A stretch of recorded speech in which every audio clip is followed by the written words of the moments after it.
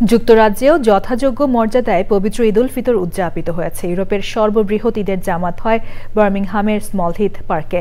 এছাড়া মসজিদ মাদ্রাসায় একাধিক ঈদের জামাতে অংশ নেন ধর্মপ্রাণ মুসল্লিরা। শোরমান মিয়ার ভিডিও চিত্রে যুক্তরাজ্যের বার্মিংহাম থেকে বিস্তারিত জানাচ্ছেন আব্দুল আহাদ সুমন। দীর্ঘ এক মাস সিয়াম সাধনার পর অত্যন্ত ভাবগাম্ভীর্যের মধ্য দিয়ে ব্রিটেনের সর্বত্র ঈদ উল ফিতর উদযাপন করা হয়। শিশু কিশোর আর বয়োবৃদ্ধের উপস্থিতিতে স্থানীয় পার্ক সহ প্রতিটি মসজিদ মাদ্রাসা ছিল খানায় খানায় পূর্ণ।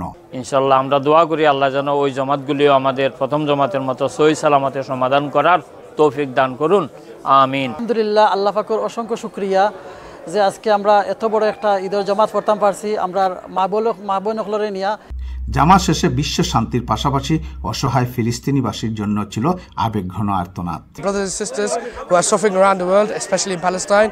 So inshallah we can all make dua and inshallah may Allah subhanahu wa ta'ala accept all our rewards.